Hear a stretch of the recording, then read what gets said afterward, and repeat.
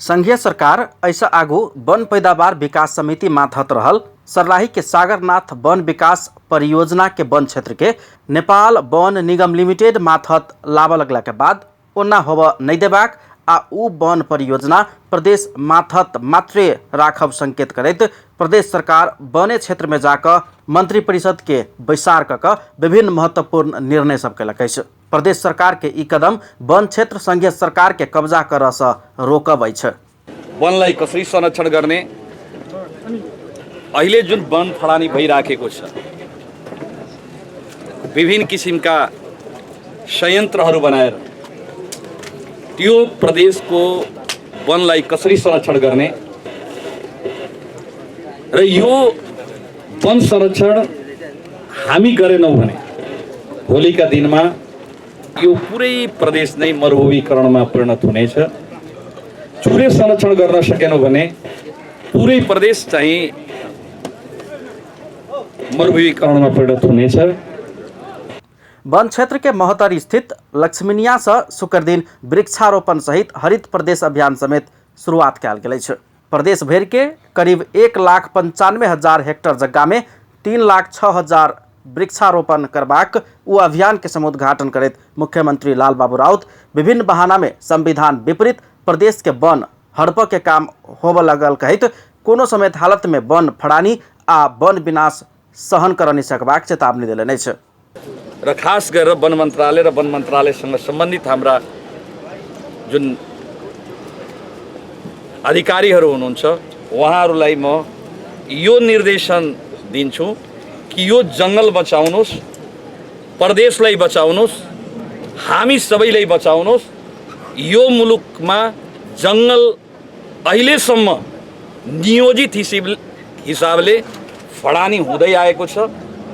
कानुन ऐनलाई बनाएर विभिन्न किसिमका षड्यन्त्र गरी स्थानीय प्रशासन समेतको सहयोगले जुन किसिमका अहिलेसम्म जङ्गल कटानी भइराखेको छ यसलाई हामी नियन्त्रण गरौँ र कुनै पनि किसिमले जङ्गल फडानी भयो भने प्रदेश सरकार कदापि सहन सक्दैन।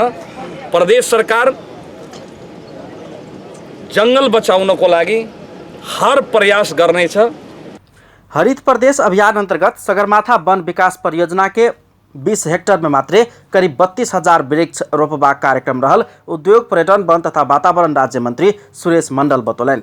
पहिल बेर राजधानी बाहर वन परियोजना के कार्यालय में बैसल मंत्री परिषद के विचार से समेत प्रदेश के वन संरक्षण संबंधी महत्वपूर्ण निर्णय सब समेत केलक अछि। करीब 1 घंटा बैसल मंत्री परिषद के विचार के निर्णय सब सार्वजनिक करैत प्रदेश सरकार के प्रवक्ता आंतरिक मामला तथा कानून मंत्री ज्ञानेन्द्र कुमार यादव प्रदेश माथत के वन क्षेत्र के संरक्षण आ संवर्धन तथा रक्षा के लिए प्रदेश सरकार कोनो कसर बाँकी नहीं रखबाक निर्णय भेल जानकारी दिलैन।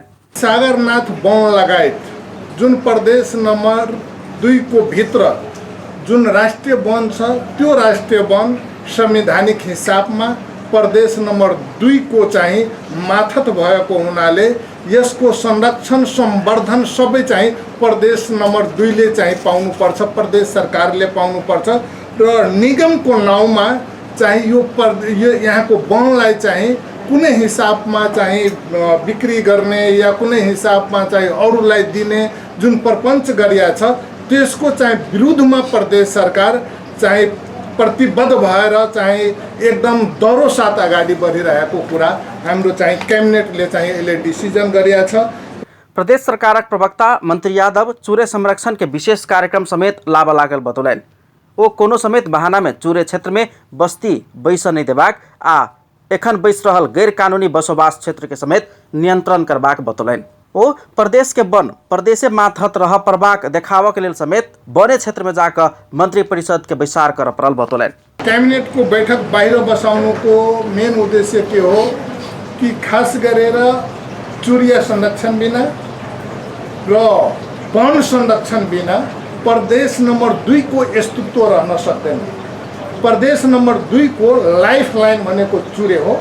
चुरे संरक्षण जरुरी छ र चाहिँ हामी प्राकृतिक स्रोतलाई संरक्षण संवर्धन गर्न सक्दैनौँ भने कुनै पनि हालतमा प्रदेश नंबर 2 को चाहिँ समृद्धि विकास हुन सक्दैन। त्यसकारण अहिलेको तत्काल आवश्यकता सागरनाथ वन संरक्षण गर्नु, संवर्धन गर्नु लगायत जुन गैर कानुनी तरिकाले चुरिया क्षेत्रभित्र र अन्य क्षेत्रभित्र बालुवा गिटी उत्खनन भइरहेको थियो त्यसलाई रोक्ने हाम्रो प्राथमिकता थियो र त्यो प्राथमिकता भनेको जनजनसम्म पुगाउनु पर्ने भएको हुनाले यो बैठक चाहिँ हामी राजधानीभन्दा बाहिर गरे हो र बाहिर गर्नुको कारण मेन हो जनजनसम्म पुगाउनु। संघीय सरकार ऐसा आगू वन पैदावार विकास समिति मार्फत रहल सर्लाही के सागरनाथ वन विकास परियोजना के वन क्षेत्र के नेपाल वन निगम लिमिटेड मार्फत लाभ लगला के बाद प्रदेश नंबर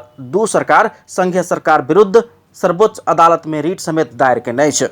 वही मुद्दा में सर्वोच्च अदालत में शुक्रे दिन पेशी समेत रहल छ।